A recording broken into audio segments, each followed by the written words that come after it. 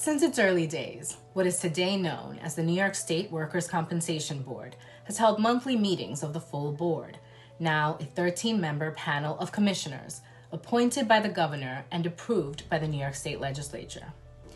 When the board first came into existence in 1914, it was known as the Workers' Compensation Commission and was comprised of 5 members.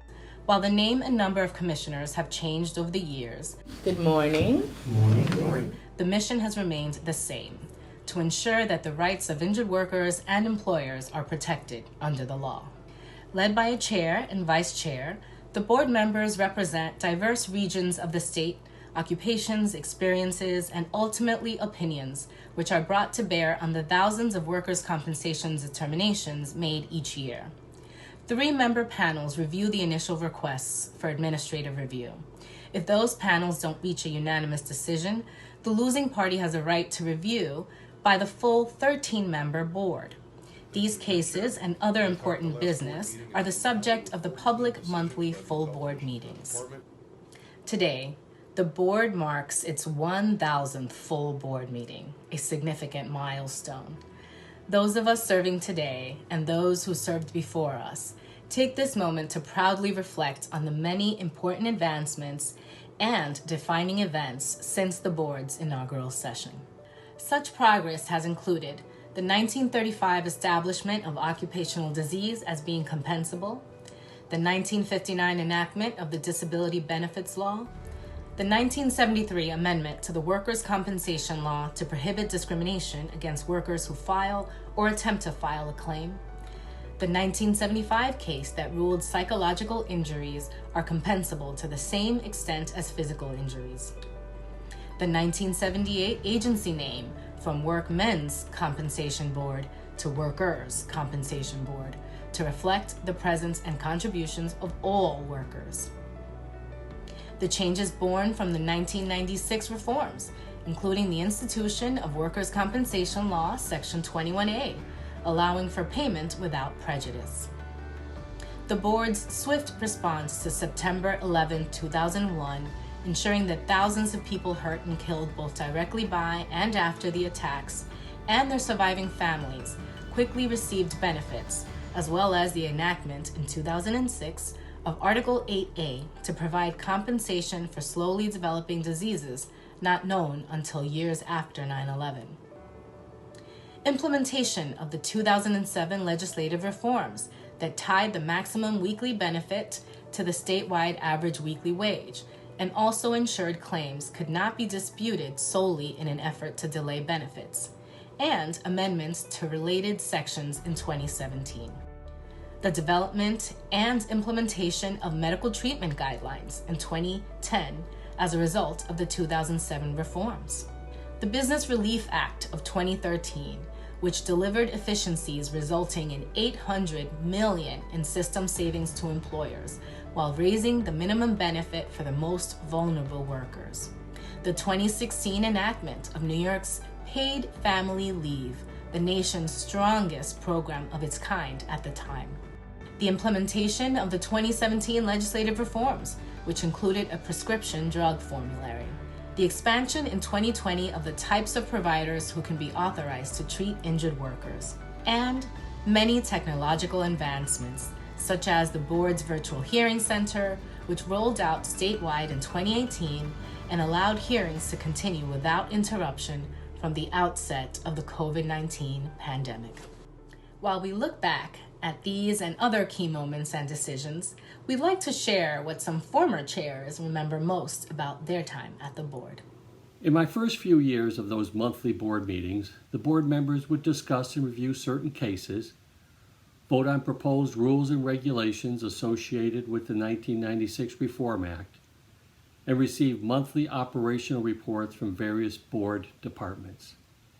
On 9/11, however, the board faced perhaps its most significant challenge of its first 100 years of existence.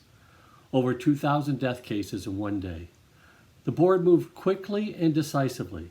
Within 2 weeks of 9/11, the board passed Resolution Number 1, reaffirming the commitment of the board to the victims and their families, and authorizing new procedures for the administration and adjudication of claims.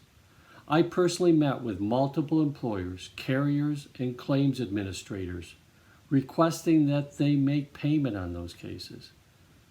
I believe that every board employee devoted all their energies to ensure the victims and their families received prompt and fair action by the board. I remain extremely proud of the high degree of professionalism by the board family of employees who went above and beyond to meet the legal, ethical, and operational obligations during those darkest of days following 9/11. Congratulations on this historic 1,000th meeting and best wishes for the future. Thank you. My name is Dave Weiner, and I became chair of the board in March of 2004, almost 2.5 years since the 9/11 tragedy. The state at the time was putting together an aggressive plan to rebuild at Ground Zero in Lower Manhattan. Meanwhile, the staff at the Workers' Comp Board remained committed and steadfast in making sure that the victims and the emergency workers were not forgotten. I was amazed by the dedication of the board employees who rose above and beyond their stated mission. It was an experience that I will never forget. Thank you to the Board of Commissioners as you continue with that mission, and best of luck on your next 1,000 board meetings. During the time I was chair, the Workers' Compensation Board implemented sweeping reforms. The 71-page law included many reforms, such as increasing the maximum benefit rate for injured workers, instituting the medical treatment guidelines, which established the standard of care for treatment to injured workers, creating the stop work order for businesses who refuse to carry workers' compensation insurance, and giving the board greater authority to remove medical providers who engaged in misconduct. I'd like to congratulate the board on their 1,000th meeting and thank you for your continued service to the injured workers of this state. What I most remember about the board is this highly professional staff that's been with the board for years and make sure that things run smoothly on a daily basis. It is because of people like this and not the chairs of the board. The board has over and over again been able to successfully surmount the crises that have been posed to it. Under Chairman Stachel, there was the 9/11 crisis. In my time, there was the implosion of the self-insured trusts. And I'm sure this terrible nationwide pandemic will breed all sorts of thorny problems as the board grapples with the question of how to compensate people who got COVID at the workplace. And as the board has done over and over again, I'm sure that it will confront the current crisis and it will prevail. So congratulations on your 1,000th meeting, and health and safety to you all.